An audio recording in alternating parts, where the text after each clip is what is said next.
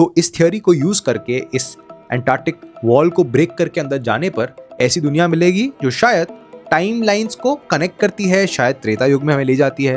हो सकता है it's a wild theory, nothing definite. हम सब फेल हो गए। तो कल एसएस राजामौली ने जो ट्रेलर डाला, जो भी वीडियो डाला वर्ल्ड ऑफ वाराणसी, उसमें मेरे हिसाब से हम लोग एज यूट्यूबर्स फेल हो गए। And I tell you why. YouTube का प्रॉब्लम यह है कि एज नीश क्रिएटर्स, जो भी लोग फिल्म डिकोडिंग थ्योरीज बनाते हैं, जिनके ज्यादा सब्सक्राइबर होते हैं, हम जब तक उस वीडियो के साथ कंपीट करते हैं, टाइम निकल जाता है and people don't want to see the same thing again and again. तो इसी दौड़ में और भागम भाग में हम लोग एज क्रिएटर्स एक वीडियो जल्दी डालना चाहते हैं। एंड इस चीज में मोस्टली वही होता है जो कल हुआ है, और वो ये कि एक क्रिएटर या एक डायरेक्टर जब एक मूवी बनाता है और उस पर सालों की रिसर्च डालता है, हम एज क्रिएटर्स उसे एक दिन में डिकोड करना चाहते नहीं है, लेकिन करना पड़ता है बिकॉज वरना व्यूअरशिप नहीं मिलेगी। और फिर हम गॉडेस चिन्नामस्ता को गॉडेस काली बोलकर पूरा वीडियो निकाल देते हैं। And that's the end of authenticity in breaking down films. और मैं अपनी गलती मानते हुए इस पूरे ट्रेलर ब्रेकडाउन को या वीडियो को वापस ब्रेकडाउन करूंगा, लेकिन उन पॉइंट्स को ओमिट कर देंगे जो आपने अदर चैनल्स में एज द टॉप प्लेयर देखे होंगे कि आइस ग्लेशियर दिखाया गया है या केव दिखाया गया है एंड टाइम ट्रैवल है। इन चीजों के बारे में आप जानते हो। हम उन फ्रेम्स के ऊपर ध्यान डालेंगे जिन फ्रेम्स से इस मूवी के ग्राफ का sort of point of view मिले। एंड इस मूवी के अंदर जो भी दिखाने वाले हैं, इन कैरेक्टर्स के लिंक्स, ग्राफ्स, एंगल्स, जिसके ऊपर रिसर्च लगा है, तीन चीजों को ब्रेक डाउन करने के लिए इन फ्रेम्स पर ध्यान डाला है। जो एक केव दिखाया गया है as the Ugra Bhati cave, and ये माँ चिन्नामस्ता का केव दिखाया गया है। इसके बाद त्रेता युग का जो सीन था रामायण का, द थर्ड बिगेस्ट फोकस जो मैंने इस वीडियो में रखा है वो रॉस ग्लेशियर और वो जो टूटा हुआ शिप था उसके ऊपर है। एंड ऑफ कोर्स चिन्नामस्ता देवी के ब्रेकडाउन में आपको समझ में आ जाएगा कि ये वीडियो प्राइमरीली आपको समझा देगा कि प्रियंका चोपड़ा का track, she is coming back in film, that's a big thing, मतलब कि रोल कुछ ऐसा होगा। एंड इनका इस शॉट में नीचे गिरना चिन्नामस्ता देवी के स्टैचू से इस केव में gives you a lot of Easter eggs. So welcome back to Anand verse. और आज हम कल के वीडियो को करेक्ट करते हुए वाराणसी या SSMB 29 या जो भी इस फिल्म का नाम है, इसे करेक्टली ब्रेक डाउन करेंगे। एंड आप लोग को एज व्यूअर्स वो देंगे जो आप लोग हर अलग अलग वीडियो पर जाकर कमेंट करते आए हो। Let's begin.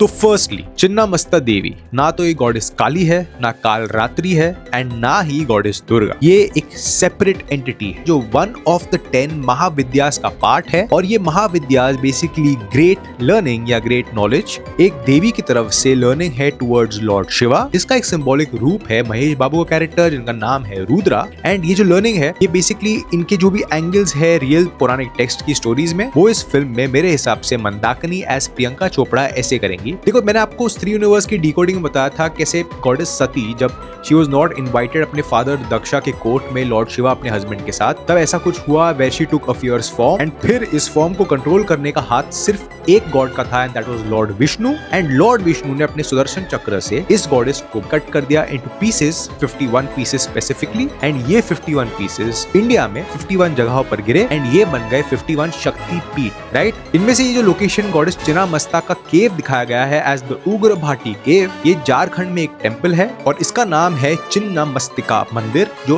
रामगढ़ से 28 किलोमीटर दूर है। यहाँ पर प्राइमरीली इस गॉडेस को पूजा जाता है। Chhinnamasta means the one who severed her own head, मतलब जिन्होंने अपना खुद का सर काट दिया था, दैट इज माँ चिन्नामस्ता। एंड इनका रोल लॉर्ड शिवा की लाइफ में is always been to stop him from doing something wrong and to have a cosmic balance. Because जब माँ सती गुस्सा हो गई थी when her father didn't call her in the court, तब उन्होंने जो फॉर्म लिया था इसमें 10 गॉडेसेस निकली थी। बोला जाता है कि लॉर्ड शिवा को हर एंगल से कवर कर लिया था, ट्राइड टू कर्ब और कंट्रोल हिज एनर्जी। तो मेरे हिसाब से मंदाकिनी जो प्रियंका चोपड़ा का कैरेक्टर है, वो रुद्रा को इस फिल्म में throughout time and throughout the globe control and sort of direction देंगी in the whole film. And fierce form होना इन द मॉडर्न डे मतलब गन पकड़कर एक्शन करना, और ऐसा ही कुछ हमने पोस्टर में देखा। नाम भी बहुत सोच समझ के रखे गए हैं। प्रियंका चोपड़ा का नाम as Mandakini makes it very very special. I tell you why. Goddess Chhinnamasta का जो ओरिजिन स्टोरी है, माँ पार्वती अपनी 2 अटेंडेंट्स के साथ साथ मंदाकिनी रिवर में थी एंड इन 2 अटेंडेंट्स का नाम था दक्किनी एंड वर्णिनी। एंड यहाँ पर इन्होंने उन्हें रिक्वेस्ट किया कि हमें भूख लग रही है। दैट इज व्हेन माँ पार्वती ने, बोला जाता है एज पर दिस थियोरी, अपने खुद के सर को काट कर इसमें से 3 ब्लड स्पर्ट्स में से 2 से इनको फीड किया। It's sort of nurturing in a very violent form and that's just the story about it. Basically अपने आप को सैक्रिफाइस करके अपने अटेंडेंट्स की भूख मिटाई and that was the origin of this whole structure जो आपने इस ट्रेलर ब्रेकडाउन के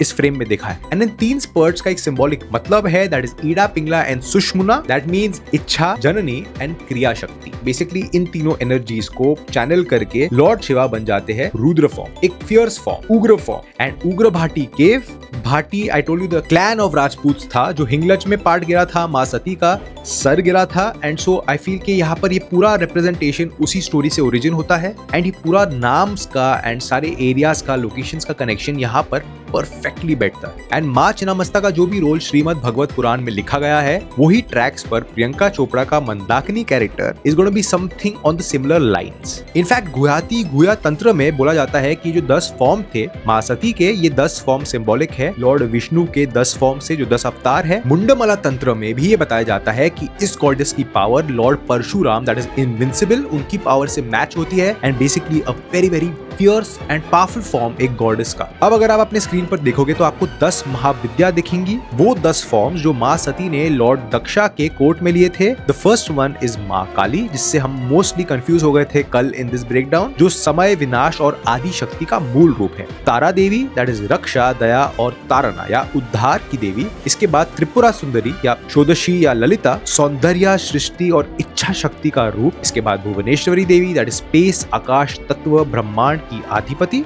इसके बाद फिफ्थ इज माँ चिन्नामस्ता, द गॉडेस जो आपने इस ट्रेलर में देखा था, that is self sacrifice, awakening और कुंडलनी का एक्सप्लोसिव रूप। ये 10 फॉर्म्स माँ सती ने लिए थे, जिसमें से सबसे उग्र या डेंजरस या powerful form is the one जो हमने इस ट्रेलर में देखा। पास आ जाता हूँ। सो बेसिकली आप बोलोगे कि why is this important in a time travel film? वो इसीलिए बिकॉज राजा मौली ने इस पूरे मूवी के जो ट्रेलर को दिखाया गया है इसमें हर चीज सिंबॉलिक है एंड यहाँ पर इस देवी का होना मतलब कि रीबर्थ या रीबर्थ के एस्पेक्ट्स में इस फिल्म को दिखाना। एंड मेरे हिसाब से इस मूवी के अंदर ये जो यज्ञ थ्रू आउट द फिल्म दिखाए गए हैं ये पोर्टल्स खोल रहे हैं, जैसे मैंने आपको कल बोला था। एंड यहाँ पर महेश बाबू AKA रुद्रा का कैरेक्टर रीबर्थ लेने वाला है।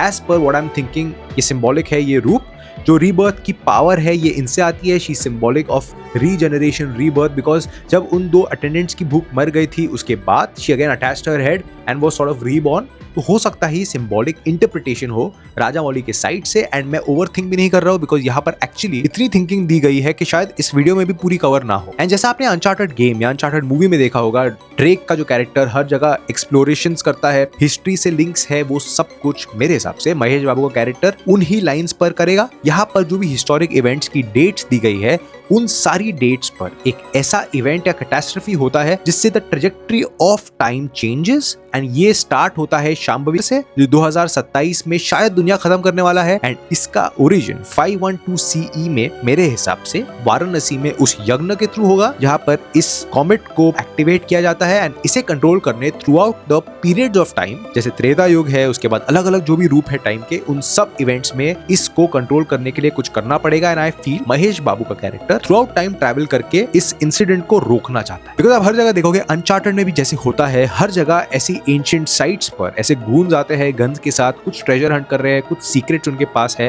एंड फिर ड्रेक आकर इन्हें कंट्रोल करता है। और मुझे लगता है ये उन ही लाइंस पर दिखाई गई है इसके सारे विजुअल्स। आप इस पूरे स्टैचू के बेस पर देखोगे तो आपको कामा, लॉर्ड कामा मतलब सेक्स के गॉड, एंड रति जो उनके साथ इस एक्शन पोज में है, इनके ऊपर दिखती है। That is what is sort of symbolic के इनकी जो एनर्जी है दैट इज माया या डिजायर के ऊपर कंट्रोल। एंड ये पूरा इस पूरी फिल्म का थीम सेट करता है। अब आ जाते हैं सबसे इंपॉर्टेंट पार्ट पे जो है रॉस आइस शेल्फ। एंड इसके अंदर एक टाइम स्टैम्प इसलिए नहीं दिया गया है बिकॉज मैं जो डिकोड करके आपके लिए इन्फॉर्मेशन सर्च करके लाया हूँ, यू विल अंडरस्टैंड व्हाई। तो basically sir James Clark Ross एक ब्रिटिश एडवेंचरर थे जिन्होंने Ross ice shelf, the biggest shelf in Antarctica, को डिस्कवर किया था 1841 में। ये बहुत ही बड़ा स्ट्रक्चर था और इसे पार करना नामुमकिन। एंड इनके ऑनर में इस डिस्कवरी के लिए उन्हें नाम दे दिया गया था Ross ice shelf from his name. And because ये इतना बड़ा था इन्होंने इसे नाम दे दिया द ग्रेट आइस बैरियर। अब वो जो शिप आपको दिख रही है वहां पर, जो फंसी हुई शिप डिवाइडेड इनटू 2 पार्ट्स, मैंने बहुत सर्च किया, मुझे कई शिप्स मिली लेकिन एक शिप इस डिस्क्रिप्शन से सबसे ज्यादा मैच होती है। एंड ये इवेंट हुआ था 1915-1916 में एंड इस शिप का नाम था SY अरोरा। ये रॉस आइस शेल्फ के एग्जैक्टली ऑपोजिट साइड पर इसका पोस्टिंग था इस शिप का। एंड आइस की मूवमेंट से इस शिप के अंदर डिस्टर्बेंसेस आई एंड ये शिप सिंक हो गई अंडरनीथ द ग्लेशियर। आधा क्रू फंस गया, आधा क्रू एस्केप करने की कोशिश की गई थी एंड यहाँ पर इस फ्रेम में जो आधे लोग मरे हुए हैं ये इसी सीन को डिपिक्ट करते हैं। सो इसका टाइम फ्रेम 1914, 1915, 1916 का है। लेकिन ये शिप फंसी नहीं। कुछ महीनों के बाद आइस की ड्रिफ्टिंग एंड वाटर ड्रिफ्टिंग के बाद ये शिप एक्चुअली रिकवर की गई थी and that's how we know about this ship. लेकिन अगर ये शिप नहीं है तो दूसरी शिप 1913 में फंसी थी, इसका नाम था SS टेरानोवा। और अगर ये भी नहीं है तो फिर ये टाइम हो जाता है 1898, मतलब डिस्कवरी के बाद का ही टाइम है एंड दैट्स व्हाई नाम दिया गया है नीचे। लेकिन 1898 में the first official British exploration ship यहाँ पर गई थी एंड फंसी थी, तो हो सकता है ये शिप सदर्न क्रॉस हो। लेकिन इस ग्लेशियर के अराउंड, इस ग्लेशियर को दिखाने के लिए कॉन्स्पिरेसी थ्योरी भी है जो इंटरनेट पर फ्लोट होती है, वो ये है कि हमारा पूरा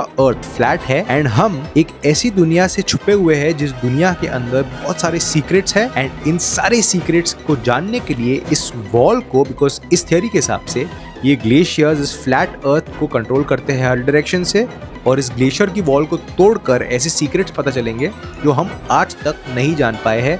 तो हो सकता है अगर ये एक फैंटेसी फिल्म है तो इस थ्योरी को यूज करके इस एंटार्क्टिक वॉल को ब्रेक करके अंदर जाने पर ऐसी दुनिया मिलेगी जो शायद टाइम लाइन्स को कनेक्ट करती है, शायद त्रेता युग में हमें ले जाती है।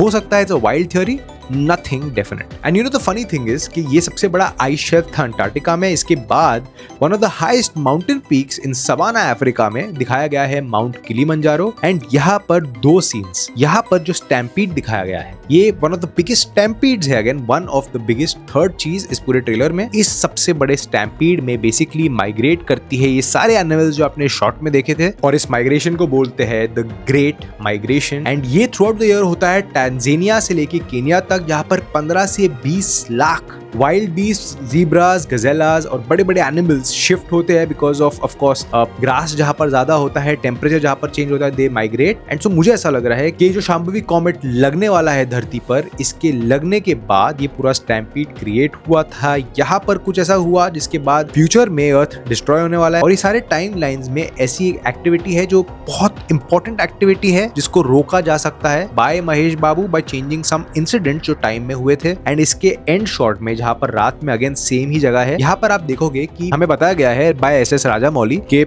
महेश बाबू है shot as Ramayana character in 60 days of this whole film shoot. That's a big time. And तो इन्होंने अगर लॉर्ड राम को ऐसे किया है तो यहाँ पर इस रोप से इस बंदर को हिप्पोपोटामस के मुंह से बचाना इस सिंबॉलिक कि राम भगवान हनुमान जी को बचा रहे हैं फ्रॉम सम डेंजर एंड ये भी again symbolic. So my thing is कि यहाँ पर हर शॉट के पीछे ध्यान दिया गया है।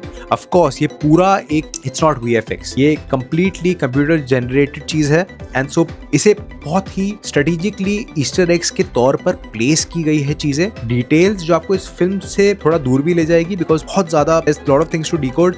हो सकता है कुछ सच हो कुछ ना हो but a lot of details in every frame. And lastly Treta Yuga का जो पूरा रामायण शॉट है, अब हमें पता है कि Prithviraj is playing the villain in this film जिसका नाम है कुंभ एंड इस त्रेता युग के रामायण शॉट के अंदर राम भगवान is killing Kumbhakarna and that means के दे ट्राइंग टू शो कि रामायण हर युग में रिपीट होती है। उस युग में राम भगवान ने कुंभ को मारा था और इस युग में Rudra aka Mahesh Babu playing may be some manifestation of lord Ram, lord Shiva somewhere in that space. Again वो कुंभ को मारेंगे in this current version and शायद यहाँ पर करंट डे में उसे मारने के लिए ही has to change certain things in the past जो शायद त्रेता युग से भी लिंक्ड हो। एंड ये सारी एक्टिवेशन होती है 512 CE में इन वाराणसी मेरे हिसाब से। This trailer is trying to tell us that, लेकिन अभी भी बहुत कुछ इनडेफिनेट है। मुझे शॉट्स अच्छे लगे थे, मुझे सब कुछ अच्छा लगा, लेकिन आई फेल्ट कि एक dedicated in depth video to study all the small aspects जो दिखाए गए हैं बनाना जरूरी है because I didn't find anything authentic on the web. बड़े बड़े channels and I am not blaming them क्योंकि हम लोगों को इन पुराने